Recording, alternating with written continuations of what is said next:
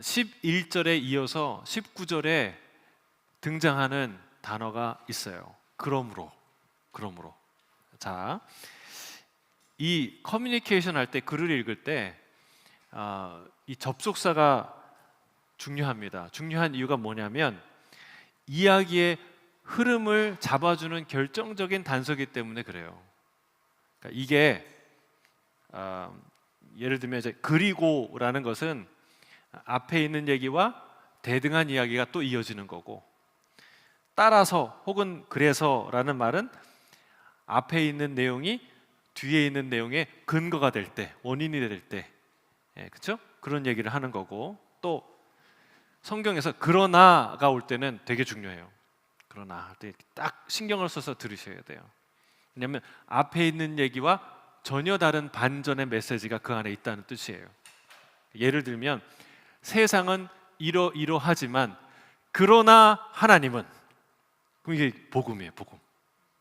또 세상은 이렇게 이러이러하지만 그러나 여러분은, 너희는 할 때는 아주 중요한 메시지가 그 안에 있는 거예요. 여러분, 이 중요한 접속사가 나왔어요. 그러므로라는 얘기는 앞의 내용이 이제부터 이어질 말의 이유나 원인, 근거가 된다는 말이에요. 그러니까 이제 할 얘기는 앞의 얘기의 결론이라는 게 얘기예요. 자, 뭐라고 얘기합니까? 사도 바울이 앞서 말한 이야기의 결과를 무엇이라고 하냐면 너희는 이제부터 무엇이 아니고 무엇이다 라고 선언하는 거예요. 되게 중요한 내용이죠. 뭐가 아니라고 말합니까? 같이 읽어볼까요? 19절 다시 한번 19절 시작. 그러므로 이제부터 너희는 외인도 아니요 나그네도 아니요 오직 성도들과 동일한 시민이요 하나님의 권속이라. 뭐가 아니라고요? 외인, 나그네 아니라는 거예요. 여러분, 이 외인이라는 말이 얼마나 이렇게 먼 이야기였는가. 실제로 예루살렘 성전터에 2개의 헬라어로 된 경고문이 발견됐다고 합니다. 가로가 한 1m 정도 되는 그런 흰색 석회암 석판이었어요. 거기에는 헬라어로 이방인들을 위해서 이렇게 적혀 있습니다. 어떤 외국인도 성전 주위의 장벽 및 경내에 들어올 수 없다. 누구든지 그렇게 하다가 잡혀서 사형당하면, 죽게 되면 그것은 오로지 그의 잘못이다. 이런 살벌한 경고문이 붙어 있어요. 우리가 이제 예배당 앞에 그래서 외인 출입 금지, 만약 여기 들어오다 죽으면 당신 책임입니다. 이런 경고문이 붙어 있다면 얼마나 살벌하겠어요. 여러분, 그런 이방인과 유대인이 그렇게 함께 할 수 없는 자들이었다는 뜻이에요. 근데 이런 관계가 완전히 바뀌었다는 거죠. 무엇을 통해서 바뀝니까? 예수님이 십자가에서 자기의 육체를, 자기 자신을 희생해서 희생제물로 드려서 어떻게 해요? 이 넘을 수 없는 큰 벽, 담을 허셨다는 거예요. 할렐루야. 이걸 다 허셨어요. 그래서 십자가로, 이게 참 아름다운 표현이에요. 한 세 사람, 그러니까 둘이, 셋이, 우리 여럿이 한 세 사람, 그러니까 신인류를 창조하신 거예요. 신인류, 새로운 인류. 그리스도 안에서 하나가 되어서 함께 하나님 앞으로 나아갈 수 있게 하신 것입니다. 놀라운 은혜죠. 자, 여러분, 19절에 그것을 뭐라고 표현하냐면 오직 성도들과 동일한 시민이요 라고 말합니다. 절 따라하겠습니다. 오직 성도들과 동일한 시민입니다. 시작. 우리가 동일한 시민이라는 거예요. 어떤 시민입니까? 어느 나라의 시민이죠? 하나님의 나라, 하늘나라, 천국 시민이라는 거예요. 자, 우리 옆에 있는 분에게 얘기해 주시겠어요? 당신은 하늘나라 시민입니다. 천국 시민입니다. 시민은요, 다 동일한 권리를 갖고 있습니다. 여기 호주에 1등 호주 시민권, 2등 시민권 있는 거 아세요? 모르셨죠? 없어요. 여러분 1등 시민권이 어디 있고 2등 시민권이 어디 있어요? 동일한 시민이라는 거예요. 그래서 어떤 분은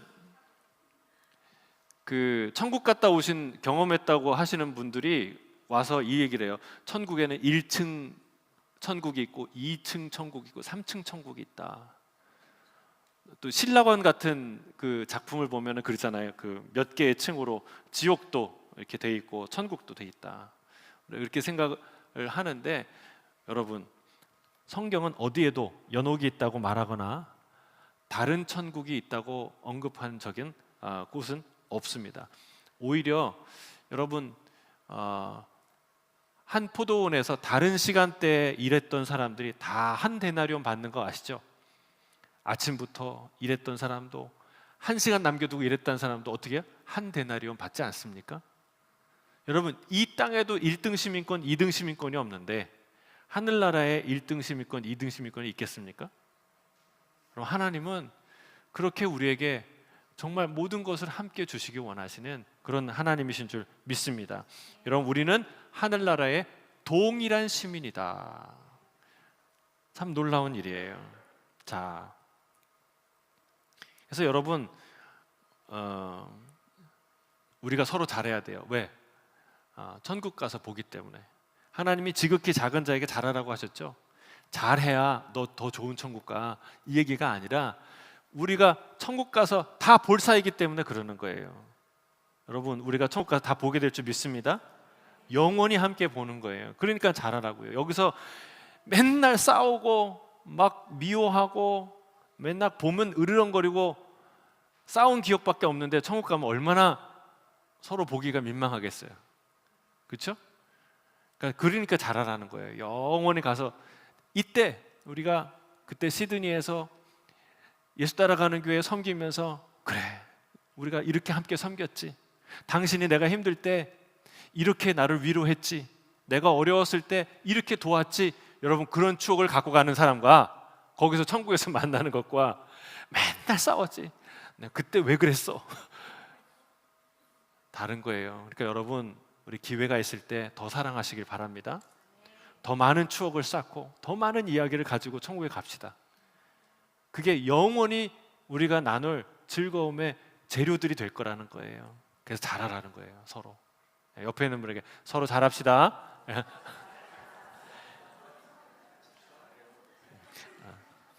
나한테 잘하라는 얘기 아니라 내가 잘하겠다는 얘기예요. 예. 사도 바울은 여기서 한 걸음 더 나아갑니다. 우리는 모두 동일한 하나님의 권속이다라고 말해요. 권속이라는 말을 요즘 잘 안 쓰는데 저는 많이 듣고 자랐어요. 권속. 그러니까 권속의 사전적인 의미는 뭐냐? 한 집에 거느리고 사는 식구, 그걸 권속이라고 말하고 있어요. 그러니까 한 아버지 밑에 함께 사는 친구라는 거예요. 식구라는 거예요. 식구. 예. 패밀리라는 거예요. 그래서 우리는 서로 어떤 관계냐? 형, 동생, 언니, 누이. 예. 그래서 우리가 교회에서 형제님, 자매님 이렇게 부르는 게 바로 여기에 근거하는 거예요. 여러분, 우리 다 옆에 보시면 나이가 드신 분은 저 누님 반갑습니다. 나이 드시면 형님 반갑습니다. 한번 얘기해 볼까요? 형님, 누님.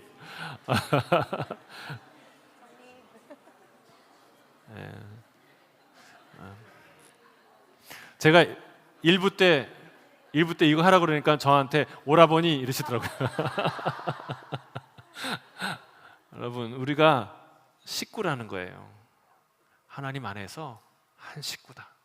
동일한 시민권을 가진 동등한 하나의 시민 정도가 아니라 같은 식구, 한 아버지 밑에 함께 사는 식구와 같다라고 말하고 있습니다. 자, 세 번째 개념이 20절에 등장합니다. 세 번째 개념이 20절부터 나오는데 같이 한번 읽어볼까요? 시작. 너희는 사도들과 선지자들의 터 위에 세우심을 입은 자라.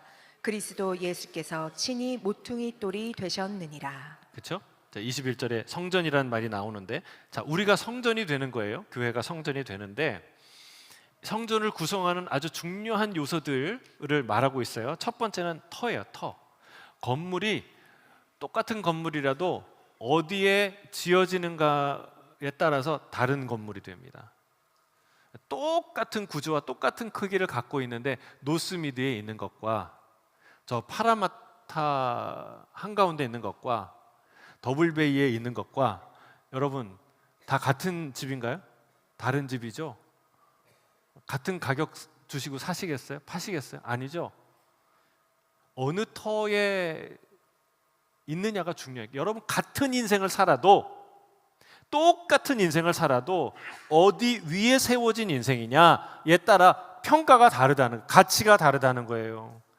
여러분 같은 인생을 살면 살 텐데 여러분 같은 인생을 사는데 더 노른자의 땅, 더 중요한 땅, 더 가치 평가를 많이 받는 땅 위에 세우시는 인생이 되시길 주님 축복합니다. 그게 어디냐? 그게 어디냐라고 얘기하는데 뭐예요? 사도들과 선지자들의 터 위에 세우심을 입었다라고 말합니다. 그러면 사도들과 선지자들은 누구입니까? 우리가 지금 이름 하나하나를 댈 게 아니라 사도들과 선지자들은 뭐 하는 사람이에요? 뭐 했던 사람이에요? 하나님의 말씀을 전했던 사람이죠. 이거는 무슨 얘기예요? 하나님의 말씀, 그들이 전한 복음, 그들이 전한 그 말씀 위에 교회가, 하나님의 새로운 성전이 세워진다라는 뜻이에요. 여러분, 저와 여러분이 우리 예수 따라가는 교회가 이 하나님의 말씀 위에 세워지길 주의 이름 축복합니다. 다른 데 위에 세워지면 똑같은 인생이고 똑같은 커뮤니티인데 평가가 다르다는 거예요. 아무 쓸데없는 일을 하는 거예요. 또 별 볼 일 없는 것 같은데 귀한 인생, 귀한 건물이 되는 거예요.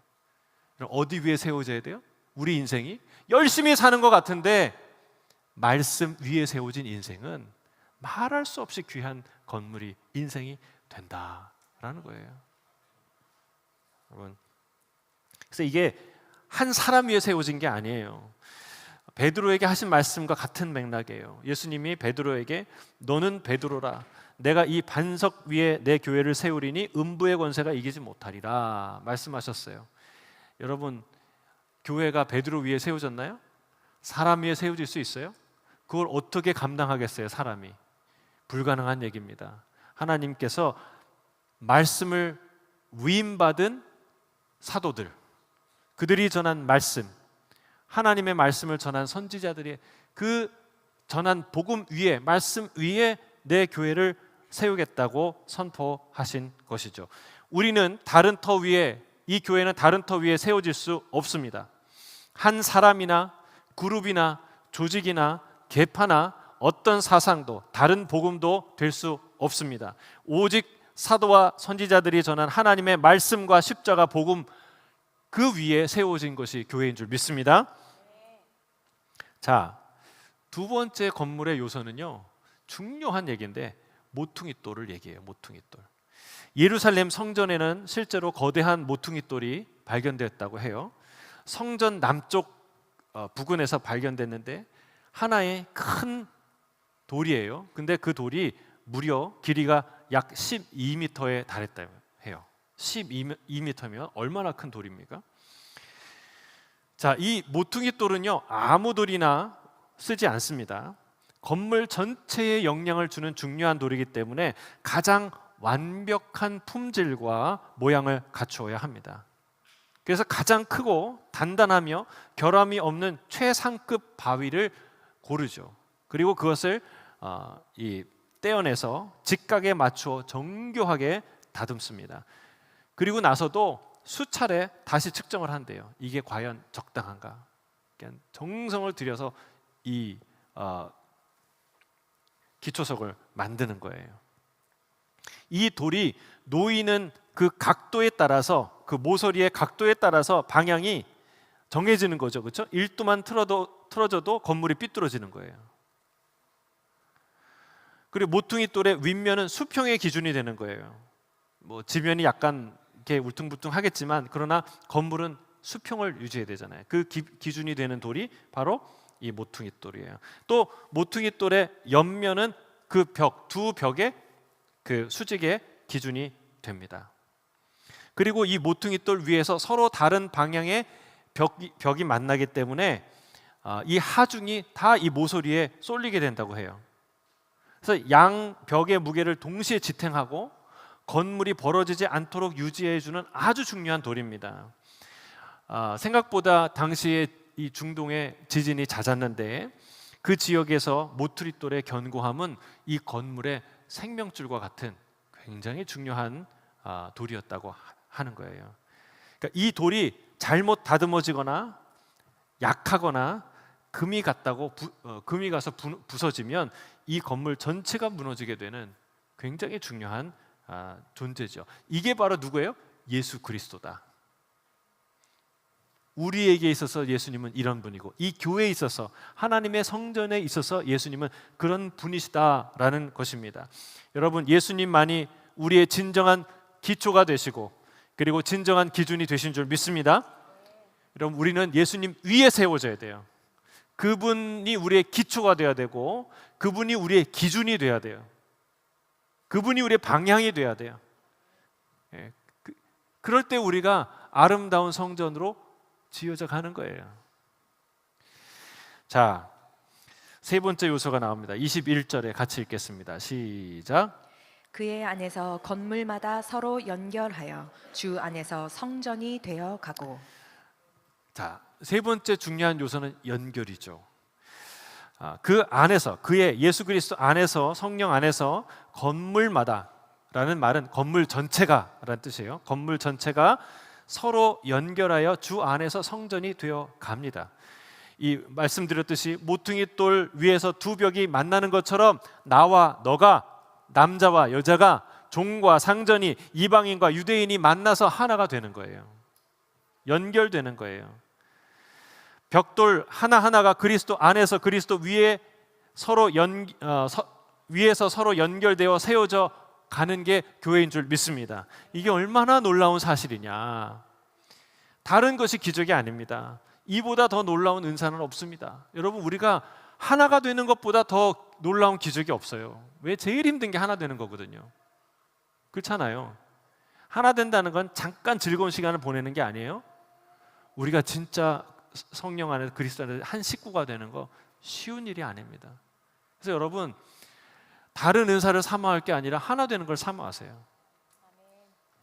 그래서 우리 방언 받는 것도 중요하고 치유의 은사도 얼마나 좋습니까? 여러분이 그런 은사 다 받기를 원합니다. 근데 그게 필요 없다는 게 아니라 여러분, 그거 못 받았다고 절망할 필요가 없어요. 제가 살아보니까, 제가 묵상하고 또 지내다 보니까 그것보다, 그 은사보다 훨씬 중요하고 위대한 일이 많아요. 특별히 교회 안에서 진짜 위대한 일은 우리가 하나 되는 거예요. 그게 본질이고 위대한 기적이에요. 우리의 마스터 플랜이에요. 그런 하나 되는 교회 보면요, 여러분, 우리가 흥분할 거예요. 우리의 가슴이 뛸 거예요. 아, 저게 진짜 천국이구나. 저게 진짜 하나님의 성전이구나, 교회구나. 여러분, 어떻게 상전이 종을 형제라고 자매라고 부릅니까? 자기 여기까지 마차 이렇게 몰고 왔던 그 자기 종이 여기 들어와서 있는데 그 종에게 형제님, 자매님 어떻게 말하겠어요? 이방인과, 아까 말했듯이 이방인과 유대인이 서로 개라고 여기는, 서로 부정하다고 여기는 자들이 어떻게 함께 앉아서 예배를 드릴 수 있겠어요? 근데 그게 일어난 게 교회라니까요. 그 벽을 허문 게 예수 그리스도라니까요. 여러분, 그런 일이 오늘날에도 우리 안에 일어나기를 주의 이름으로 축복합니다. 중요한 것은 연결이에요. 터도 있고 모퉁이 돌도 있고 벽돌도 있고 다 있는데 서로 연결이 안 된다면 어떻게 돼요? 건물이 될 수 없다는 거예요. 성전을 완성할 수 없는 것이죠. 여러분, 연결에 관해서는 우리 잠시 뒤에 살펴보기로 하겠습니다. 자, 이 요소들이 결국 무엇을 이루냐? 성전을 만든다는 것이죠. 근데 성전의 의미가 무엇이냐? 22절에 다시 한번 그 의미를 명확하게 선언합니다. 22절 같이 읽겠습니다. 시작. 너희도 성령 안에서 하나님이 거하실 처소가 되기 위하여 그리스도 예수 안에서 함께 지어져 가느니라. 자, 누굴 가리켜 성전이라고 얘기해요? 너희. 예. 너희가 하나님이 거하실 처소인 성소가 될 것이다 라고 말해요. 근데 여기서 우리가 놓치지 말아야 될 한 가지 중요한 사실이 있는데 22절에 보니까 여기에 뭐가 나오냐면 삼위일체 하나님이 나와요.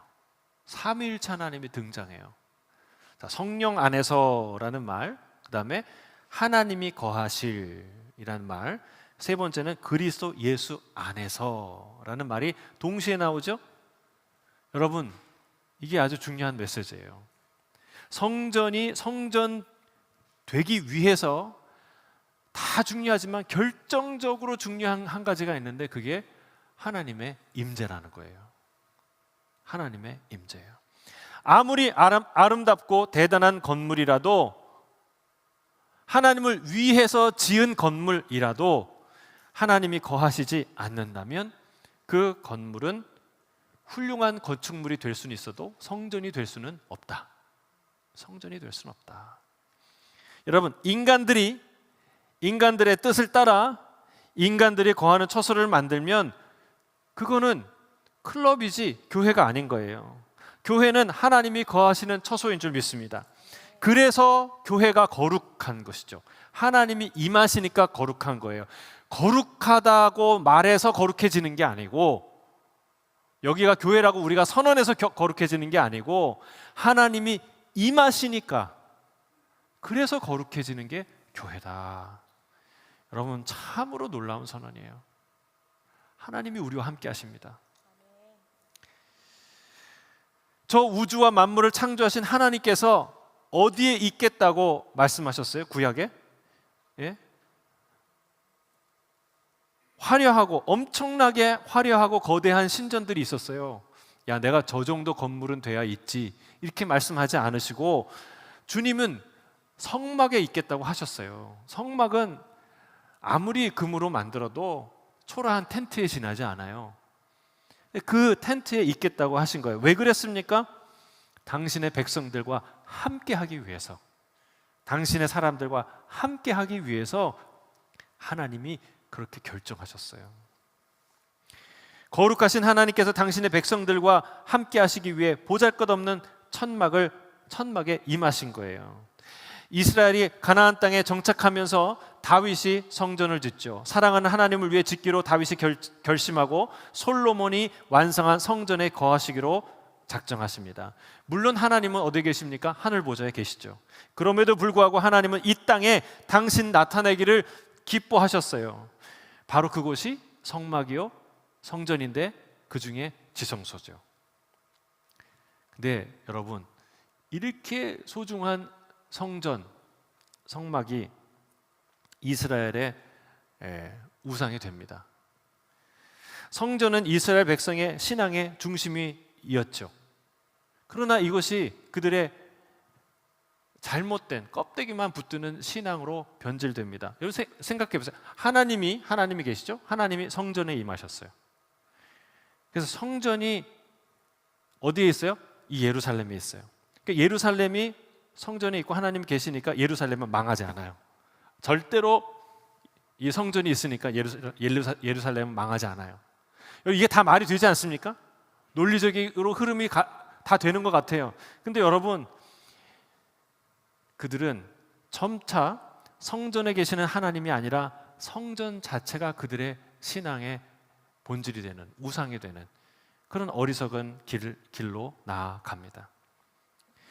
그들은 어디까지 갔냐면 성전으로 맹세하면 지키지 않아도 되지만 성전에 금으로 맹세하면 반드시 지켜야 한다고 말합니다. 여러분, 성전 자체가 그 물질이 하나님처럼 신격화된 거예요. 이 얼마나 어처구니 없는 믿음입니까? 주님께서 그렇게 가르치는 바리새인과 서기관들을 꾸짖으시며 이렇게 말합니다. 마태복음 23장 17절 같이 읽겠습니다. 시작. 어리석은 맹인들이여, 어느 것이 크냐? 금이냐? 그 금을 거룩하게 하는 성전이냐? 성전이 금을 거룩해 하는 거지, 금이 성전을 거룩하게 하는 게 아니에요. 근데 이거는 너무나 명확한 논리인데 사실은 우리는 여기에 자주 실수합니다. 정말 우리는 귀한 것을 들여서 그게 귀해지는 걸로 생각해요. 그렇지 않다. 여러분, 하나님이 귀하신 분이 우리 안에 오셔서 귀한 거예요. 이스라엘이 대단해서 하나님이 이스라엘을 선택한 게 아니라 하나님이 이스라엘을 선택하셔서 하나님이 그들과 함께 하셔서 이스라엘이 대단해지는 거예요. 여러분, 그걸 보여주시는 게 이 에스겔의 환상입니다. 하나님이 성전에서 그 영광을 떠나는 장면을 에스겔을 통해 보여주세요. 하나님이 계시지 않으면 그곳은 이름만 성전이지 더 이상 성전이 될 수 없는 것이죠. 성전을 거룩하게 하는 것은 하나님의 임재의 영광인 줄 믿습니다. 금이나 화려한 건축물 자체가 아니라는 거예요. 신약시대의 성전의 개념이 이 성전의 개념이 다시 한번 크게 바뀌는데 업그레이드 되는데요. 뭐라고 얘기하시냐면 성전은 너희다 라고 얘기하는 거예요. 성전은 더 이상 건물이 아니라 너희, 곧 그리스도 예수라는 모퉁이 돌 위에 세워진 사람들, 그 건물이 바로 성전이다 말씀하십니다. 사랑하는 성도 여러분, 교회가 무엇입니까? 건물이 아니에요. 교회는 건물이 아닙니다. 저와 여러분이 교회인 줄 믿습니다. 그럼 진짜 아멘으로 생각하십니까? 제가 어제 이 설교문을 쓰다가 이 대목을 쓰면서 제가 익히 알고 전하고 믿은 내용인데 가만히 생각해 보니까 그 천지를 창조하신 그 위대하신 하나님이 진짜 내 안에 있다고? 여러분, 이게 믿어지세요? 여러분, 이게 사실이면 얼마나 기절초풍할 일이에요. 그 하나님이 우리 안에 거하신다고? 내 안에? 믿어지시냐고요, 이게. 이게 얼마나 놀라운 사건이에요. 여러분, 유명한 연예인 하나만 봐도 막 하나님 만난 것처럼 기뻐하는데 진짜 그 하나님이 내 안에 계시다는 게 믿어지냐는 거예요. 여러분, 거룩한 하나님이 우리 안에 거하시는 줄 믿습니다. 이것을 알면 인생을 보는 눈이 완전히 달라지는 거예요. 우리가 금이라서 귀하는 거 아니에요. 금쪽 같은 사람, 학력이 대단해서 많이 가져서 유명세를 타서 귀한 게 아니라는 거예요. 금이 성전을 거룩해 하는 것이 아니라 성전이 금을 거룩해 하듯이 여러분, 우리가 더 큰 건물을 지어서 더 위대한 업적을 만들어서 거룩한 교회가 되는 게 아니라는 거예요.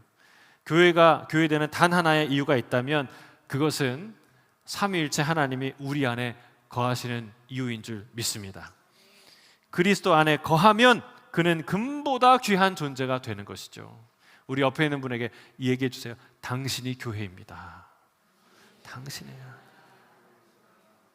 여러분, 그 교회를 모독하면, 그 성전을 모독하면 뭐가 돼요? 신성 모독이 되는 거예요. 그만큼 존귀한 사람이라는 거예요. 여러분, 왜? 주님이 내 안에, 거룩한 분이 내 안에 있기 때문에 그렇다. 그래서 여러분, 하나님의 임재를 사모하시길 바랍니다. 우리가 여기 찬양이 멋져서, 악기가 좋아서, 마이크가 좋아서, 설교를 잘해서 그래서 여기 교회가 되는 게 아니라 이 예배 가운데 하나님이 임하셔서 계시기 때문에 여기가 교회가 되는 줄 믿습니다. 하나님의 임재를 사모하는 거예요. 예, 하나님 자체를 사모하시길 바랍니다. 하나님의 무엇을 사모하는 게 아니라 하나님 자체를 사모하는.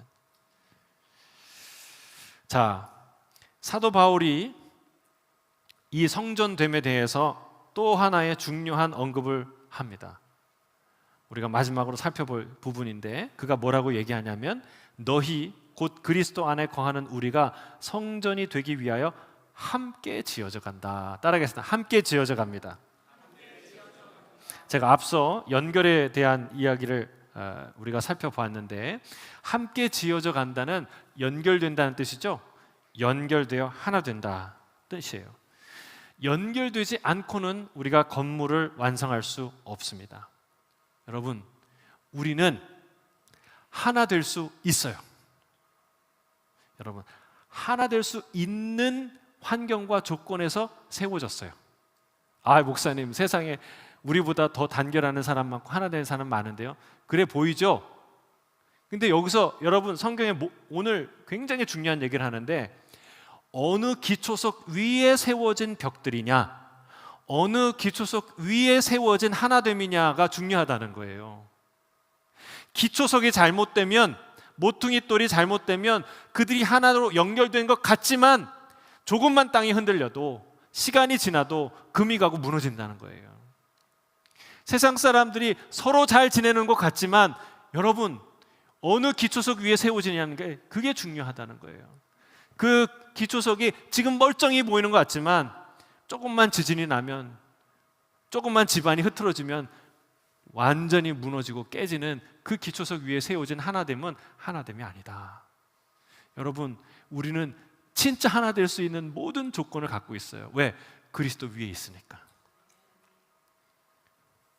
여러분, 이게 얼마나 중요한 복음인지 몰라요. 성령께서 그리스도 위에, 안에 있는 자들을 하나 되게 하신 줄 믿습니다. 다만 주님께서 사랑하라 하셨어요. 사랑하는 건 우리의 몫이에요. 주님의 명령이에요. 우리가 사랑함으로, 그리스도 안에 사랑함으로 하나 되는 줄 믿습니다. 하나님이 거하실 초소는 어떤 곳이어야 합니까? 주 안에서 사랑으로 하나 되어 함께 지어져가는 공동체입니까? 아니면 서로 갈라져 다투며 서로 미워하는 공동체입니까? 여러분, 교회는 마땅히 하나님께서 거하실 초소가 되기 위해 서로 사랑으로 하나 되기 힘쓰는 거룩한 공동체가 되어야 될 줄 믿습니다. 그렇잖아요. 우리가 어느 집을 가더라도 식구라고 하는데 막 그냥 엄마와 딸이 싸우고 남편과 아내가 싸우고 막 그러면 어떻게 해요? 불안해서 못 있겠죠? 근데 내 안녕히 계세요 그리고 빨리 나오고 싶죠? 근데 서로 뭘 콩 하나를 먹어도 막 깔깔거리고 막 웃고 사랑하고 막 따뜻하고 막 그러면 어떻게 해요? 그 집에 더 있고 싶어요. 오늘 여기서 자고 가면 안 돼? 내일 또 오면 안 돼? 그러고 싶어요. 여러분, 하나님이 어디에 계셔야 되겠어요? 우리가 보면 저 인간은 좀 안 봤으면 좋겠는데 서로 그 마음하고 모여서 예배 안 드릴 수 없으니까 와가지고 서로 그러고 있는 집에 하나님이 거하시길 기뻐하시겠어요? 아니면 서로 보고 싶어서 보고 싶었어, 지난주에 봤는데 또 보고 싶었어, 그런 사람들끼리 모여있는 그런 공동체에 하나님이 임하시길 원하시겠어요? 여러분, 하나로 연결되는, 사랑으로 연결된 교회 되기를 주의 이름 축복합니다. 그럼 우리는 어떻게 서로 연결될 수 있나? 지어져 간다라는 말 속에 힌트가 있어요. 여러분, 지어져 간다는 말이 뭐예요? 완성되지 않았다는 뜻이죠. 완성되어 완성을 향해 가고 있다는 뜻이죠. 여러분, 우리는 미숙한 존재입니다. 서로 미숙한 존재예요. 상대가 이미 완성된 존재라고 생각하면 쉽게 실망해요. 제가 약간 빈틈이 많잖아요. 이렇게 막 까먹기도 하고 뭐 실수도 하고 이렇게 완벽하게 보이세요? 제가 우리 그 주일학교 중학교 때인가 주일학교 때 어떤 우리 그 여자 이제 그 동생이 이런 얘기를 하는 걸 봤어요. 전도사님이 화장실에서 나오는 거를 딱 보고 화장실 앞에서 마주친 거예요. 자기가 그 전도사님이 화장실 갔다고 실망이라고. 화장실도 안 가는 분인 줄 알았다는 거예요. 그러니까 별걸 다 실망하네. 근데 기대가 컸다는 거예요. 여러분, 우리가 상대방이 완전하다고 생각하고 완성되었다고 생각하면 실망해요.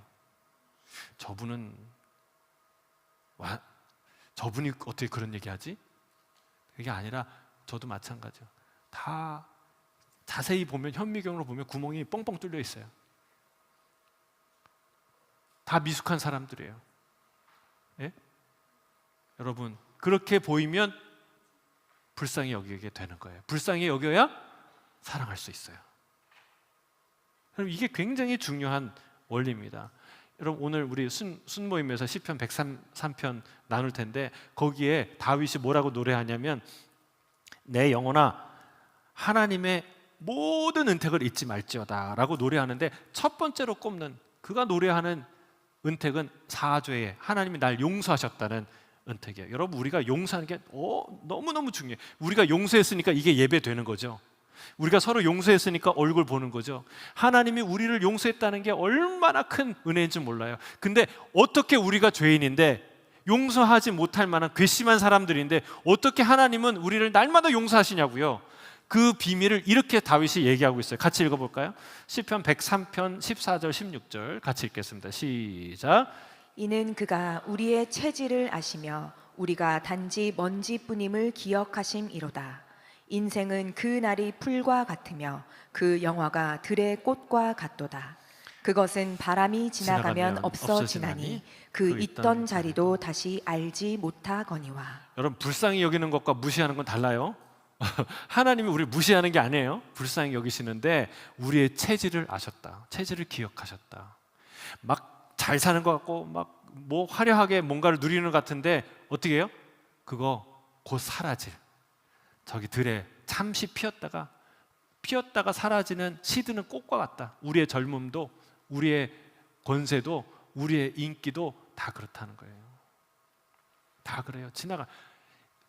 너무나 확 와닿는 비유가 이거예요. 바람이 지나갔는데 그 있던 자리조차 누구도 기억 못하는, 발견 못하는 그런 존재가 저와 여러분이라는 거예요. 여러분 제가 죽으면 100년 후에 누가 저를 기억할까요?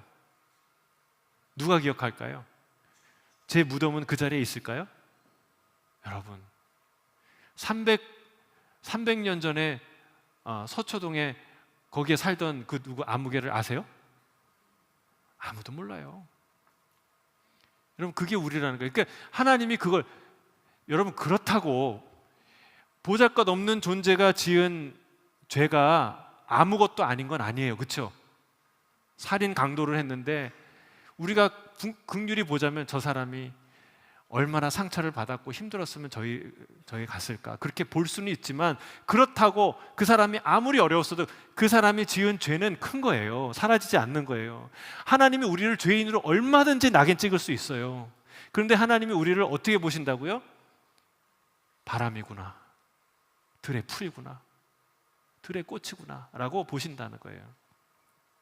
여러분 남편과 아내들 서로 불쌍히 여기시기를 바랍니다. 예, 아멘이 적으세요. 한번 생각해 보세요. 여러분 아내들은 자기 남편이 커 보여요, 작아 보여요? 커 보이죠. 기대고 싶죠. 근데 반대로 남편들 아내가 커 보여요, 작아 보여요? 남자들 소리가 더 커요.